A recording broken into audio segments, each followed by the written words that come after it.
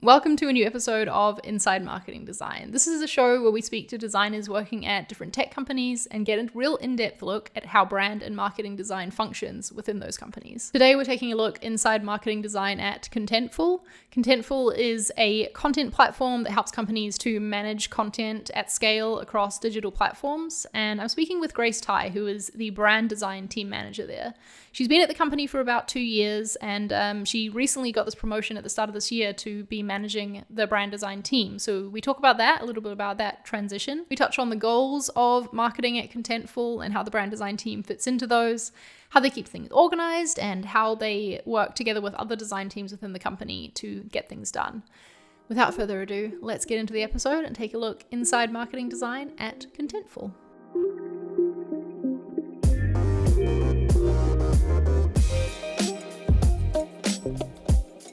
Welcome, Grace, to Inside Marketing Design. It's so good to have you here. Thank you so much, Charlie. It's great being here. Let's start with talking about the design team at Contentful. So you started, as the people will know from my intro, as the global brand designer on the team. Was there other people on the design team when you started? So on our marketing design team, there was not. So I was the first full-time hire. I had a feeling that might have been the case. Because now obviously you're in this management role, and how many other designers are on the marketing design team side now? So we have one full-time visual designer who is based in Berlin, and then we have 3 other freelancers that we work with on a very close basis, pretty much daily, who are located all around the world. So it's a really great global team. That's cool. So how does that freelancing relationship work? Do they sort of do the equivalent of full-time hours for you, or are they part-time? So it's really on a project basis. We just have like an ongoing project tracker essentially, and I'll drop things into their queue, and we've worked together for so long now that it's just like a very seamless system. So it just kind of depends on what requests come in. Do they feel like part of the team to you as well, even though they're Absolutely. Yeah, they absolutely feel like part of the team. I have conversations with pretty much all of them almost every day. We're working simultaneously on tons of different projects, and yeah, they're very involved, and they've met different members of the team as well, so I definitely feel like they're integrated. That's cool. That's kind of how things are at ConvertKit as well, because I'm the only marketing designer who's actually full-time at the company, but we work with freelancers regularly for various different creative assets, and they definitely feel like they're part of the team, especially when you work with them on multiple projects. They're not just hired for one project. So yeah, I get it. It's cool to see other companies making use of freelancers in that way too. What about the wider team? Like, does the marketing design team fit within the marketing team itself? Or does it fit within a design team? How does it work there? So we fit into the marketing team. I report into our director of Marcoms and brand. And obviously that rolls up into the overall marketing department. And my counterparts are product designers who roll up into the product design team. So we actually have what's called a brand council, where even though we're part of different departments, we'll come together at least once a month, all the designers from different teams. So that includes the product designers, website designers, my team, including our copywriters as well, and our learning services team, who produce like training videos for us. And we'll just all get together and discuss things that involve the brand and like how things are going, give each other updates. So yeah, this is something that we actually started the first couple months that I started at Contentful, and it's been a really great system, just helping us to all kind of feel more connected across the company, even though we're not in the same org. I love that. And I love that you call it the brand council as well. It sounds so official. Is there someone who's in charge of that brand council? Like, who is the person where like what they say goes in terms of like, no, this is not our brand, we're not doing this? Yeah, so ultimately that rolls up to my manager, the director of brand. That makes sense. I'm the one who I'm the one who runs the meetings, but she definitely has the final say. Okay, cool. This is sounding like a lot of people. How big is Contentful as a company as a whole? So when I first joined Contentful, we were only at 150 people. And in the last almost like less than 2 years, we've grown to, I think now we're at 400. Whoa. And yeah, continuing to grow every day. So it's really exciting. It's wild to me that you're at 400 people like in the whole company, but yet there's so few brand designers full-time on the team, It's true, yeah. Which is why we work really closely with our freelancers. Yeah, we definitely wouldn't be able to do it without them. What about the marketing team? How many people on the marketing team itself? The marketing team itself, we're growing quite a bit too. If I was going to take a guess, I guess maybe 30, 40 people. Yeah. I might have to double check that. That's fine. We're all about rough estimates over here. Let's talk about what kind of work the marketing team and like you as the designer within all the marketing stuff does then. I'm going to take a stab and guess that Contentful has a very digital focus when it comes to its marketing. And probably a lot of content focus, given that's what you do for other people. Yeah, for sure. Yeah, tell me more about that. What sort of things, what are the main projects that the marketing team and, you know, the designers within the marketing team work on? So we work really closely with our demand gen counterparts. So, you know, our main focus is really about like driving pipeline, driving the Contentful brand like thought leadership in the marketplace. And so I spend a lot of my time working on projects, you know, for example, like different kinds of assets, like white papers, nurture assets, campaigns that we do, infographics, like things like that. And on a broader scale too, you know, we're also working on, you know, providing assets related to the brand to the entire company. So things like templates, libraries, things like that. Because we are a small team, we're really about like empowering the rest of the company to kind of, you know, feel comfortable making those design decisions with the assets that we give them. Yeah, and you making sure that you give them everything they need so that they're not going to just go off book and create something that you're like, oh, that doesn't really fit with what we do around here. Yep, exactly, yeah. Yeah, I love it. So you stepped into a management role fairly recently. It was the start of this year, right, that you became the manager of the design team.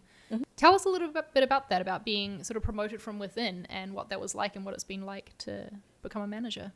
Yeah, for sure. So, I mean, this was something that I knew going in that I was really interested in. I communicated it with my manager. She was really on board with it. So yeah, I was very excited to make that move. And I mean, it's definitely been a learning curve. I think one of the biggest things that I noticed within the first month was just how the amount of actual design work that I touched diminished like rapidly. Right. Like most of my role right now is really about like project management, you know, making sure, you know, blockers are moved out of the way, making sure that my team is empowered to do what they do, and, you know, lots of meetings, of course, and all of that kind of stuff. So it's been really interesting. It's been an interesting transition. It's something that like every designer needs to think about in terms of if you're someone that really loves to be in the weeds all the time and like really doing the day-to-day design, I mean, a design management role might not be the right fit, you know, whereas if you're someone who likes to do a little bit more high level stuff, more the creative directing and like the art direction, and, you know, obviously a lot of project management and like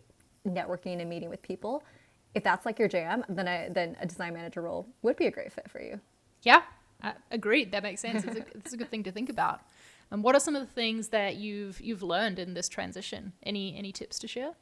Yeah, I think the biggest thing that I've learned is really about like growing trust within your team. That's a really big thing for me, especially, you know, whether it's with your full-time designer or with your freelancers. Like I really work hard on empowering the people that I work with to kind of make those design decisions. My manager and I we had this thing that we called the Vulcan mind meld. And the whole idea is like when somebody starts on your team, whether they're full-time or freelance, like you spend the first, you know, say like 90 days, really getting into the weeds with them, like really giving them a lot of feedback. It's a lot of repetition of things. But the whole point is that after this time, which can be like more or less than 30 days, 90 days, it doesn't have to be like that amount of time, but it's basically around like setting parameters to be like, look, in this time frame, I'm going to be like very, very, you know, in your space, but don't worry, because the whole idea is that we will, you know, kind of develop this Vulcan mind meld, where you'll know what I'm thinking, I'll know what you're thinking, like you'll understand to the point where, you know, you'll feel empowered to just kind of go off and make decisions. So that's been the way that I've been running my team, and it's been working really, really well. I think empowerment, building trust, those are like the biggest things that I've been learning. And that's so smart and like amazing to hear you talk about this when, you know, you're new at this management thing. You obviously had great mentors around you, and it's clear that you're well suited for this role.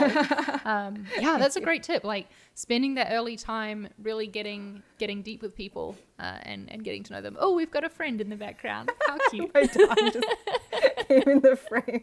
I love it. We'll keep the dog in. That's just part of that remote work life, you know? Exactly. Speaking of remote, are you normally remote or are you just remote now for the I'm pandemic? just remote now, just for this COVID time period, yeah. But your team is all over the world. So, this is true. You know, you're constantly managing a remote team. Yes, absolutely. And very familiar with Zoom calls. Our company runs on Zoom. Most of my team is remote. Like the marketing team is split between Berlin and San Francisco, but most of my team, I sit on the Marcoms team, are in Berlin. So yeah, it's been definitely really interesting to kind of adjust to all of that. So like going into total remote work with COVID wasn't as big of a change since I'm used to running my meetings via Zoom. Yeah, that makes sense. Do you ever get to meet up in person with your team? Yes, yeah. I always try to head over to Berlin a couple times a year. That's a great time for me to just kind of connect with people and, you know, just get that FaceTime. Like there's a lot you can do with technology, but in my opinion, nothing beats that kind of face-to-face contact. I agree. Our company retreat is looking like it might be cancelled due to the pandemic, and so I'm really sad that I won't get to see my people already. For a while. I know. Yeah. Oh, that sucks. Yeah. Hopefully we'll all be back to it soon. You know. Yeah. How did your role and responsibility, like how you spent your day-to-day, change when you stepped into this management role? You mentioned that you obviously stopped doing a lot of design work, but when you were in the global brand designer role, were you still responsible for a lot of things and like had that weight, or did that just come with the management? I would say, so yes, in my previous role, I was still managing our freelance team at that time. I just didn't have a full-time, you know, direct report. So I think the transition, I guess it wasn't as big of a jump, although it is definitely, there are a lot of things that, you know, are very different between managing full-time versus your freelance team. Yeah, totally. Let's talk about a project at Contentful. I find this really interesting to go through with people on this show, how a project happens, like right from the start, right from who comes up with the idea for it and who gets this onto your plate, all the way through how the work happens. And yeah, this is one of my favorite parts of the show. I'm hoping that other people are enjoying listening to this. So let's talk about how it happens for you. Where does a project come from? Honestly, it can come from so many places, but you know, if I think about like some of our main major design projects, typically all of our projects revolve around the goals that we set for our department, right? So that's kind of like our starting point, and those are set for us by our CMO. And then usually my manager and I will talk through them and talk about how they relate to visual design. How can we contribute to these goals with the tools and resources that we have? So that's typically how the projects will get started. And then from there, you know, in terms of like systems, we typically run everything through Jira. That's the way that we track everything. We've got a great like ticketing system. For these big projects, one of the things I've learned actually, and I didn't always do this, but I do it now, and I'm really glad that I did finally learn to do this, which is to document everything. It sounds like one of those things where you're like, oh, you know, like I'll remember it, right? Kind of thing. Or like we talked about it. I always say that to myself, yeah.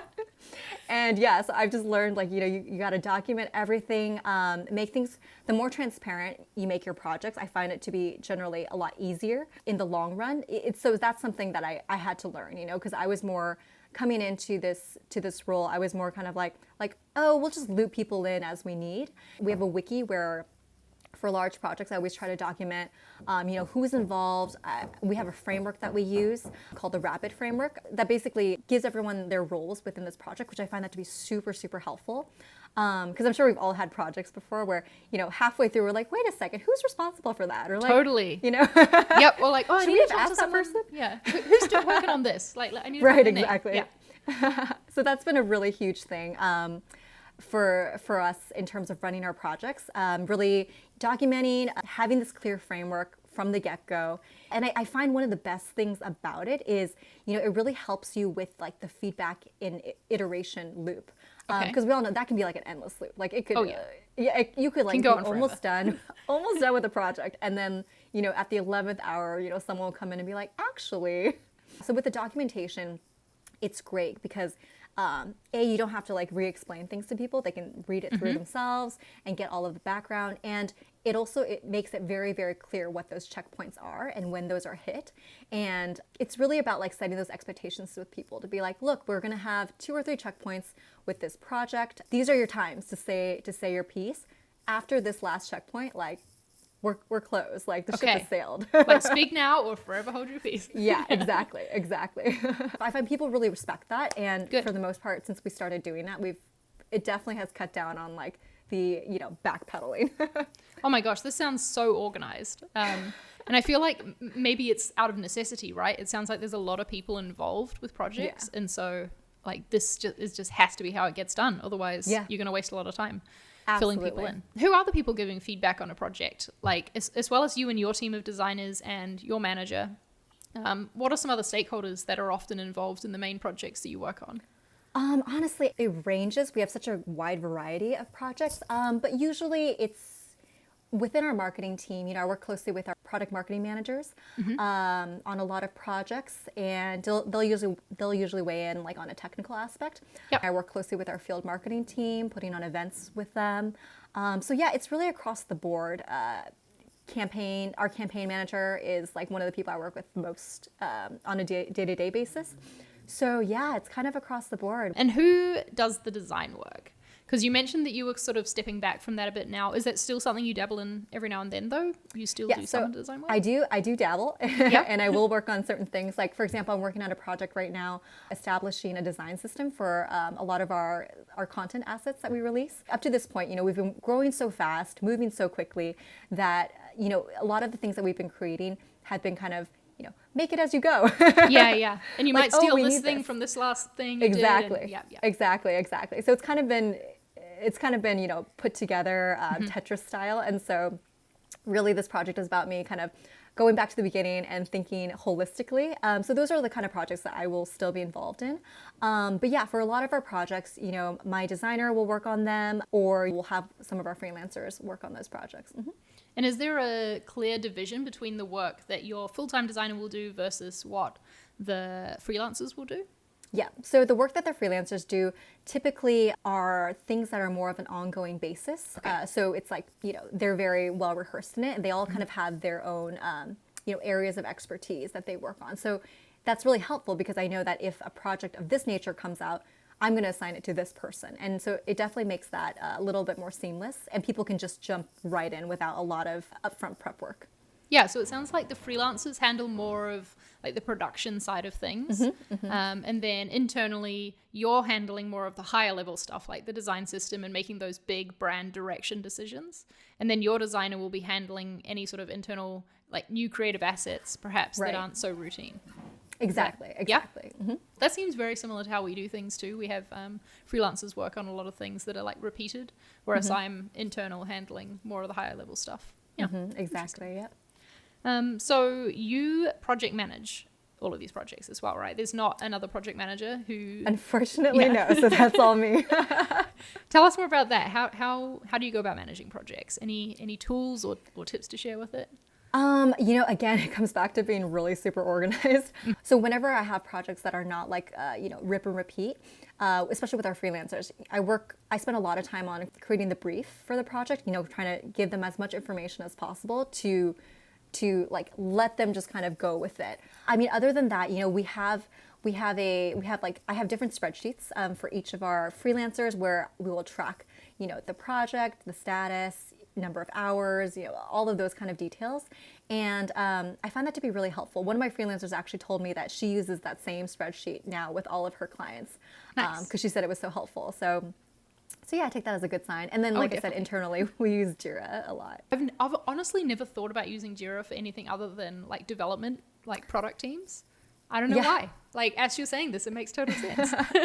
Well, it's one of those things too, because Contentful started out as a developer-focused product. Okay. And so we kind of just expanded those tools for use around the company, but it's so ubiquitous now that it just kind of works, yeah.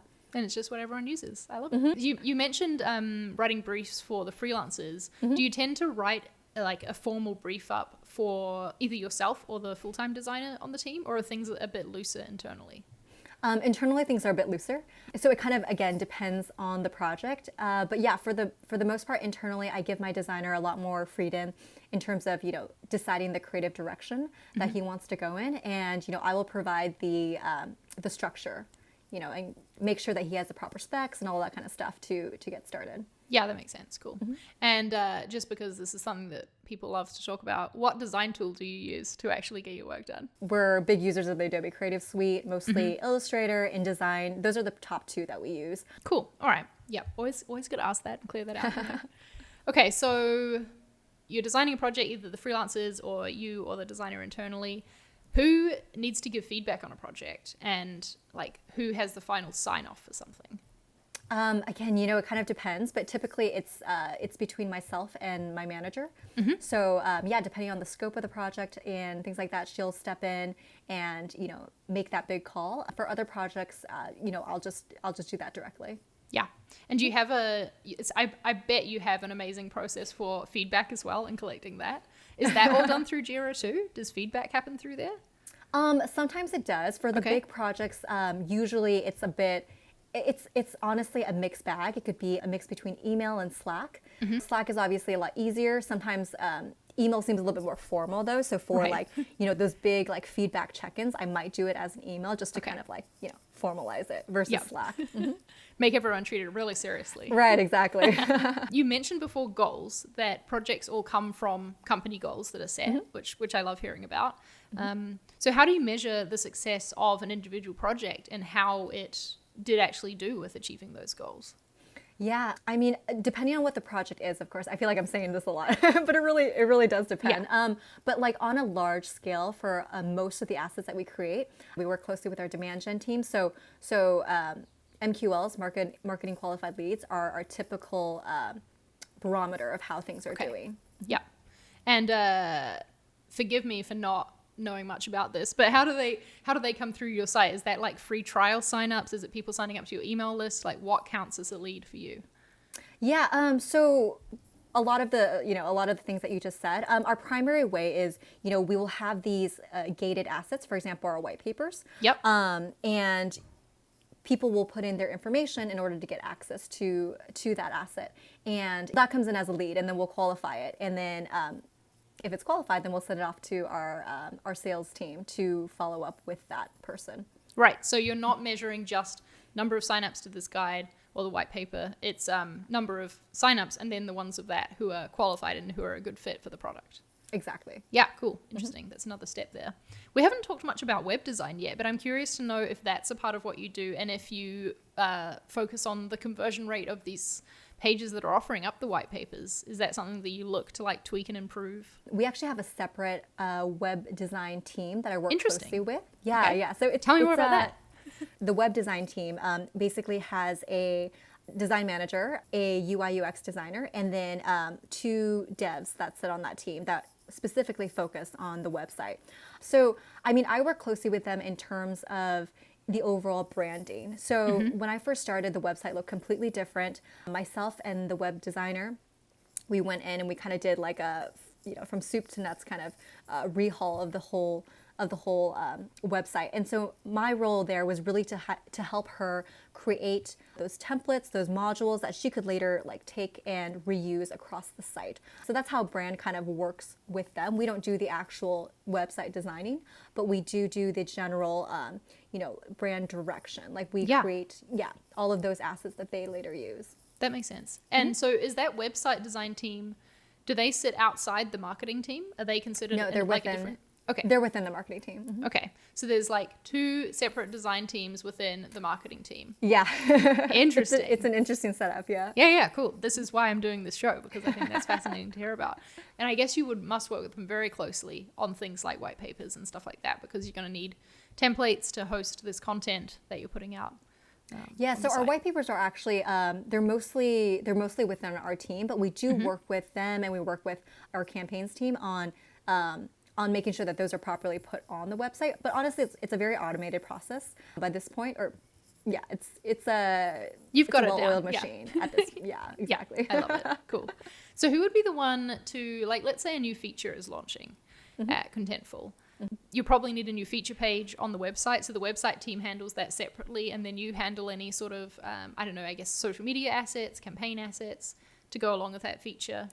So great questions. I'll give you an example. We recently launched a app framework. It was a big release for our company. Basically allows people to connect all these different types of apps to Contentful, which makes it really flexible and easy to use.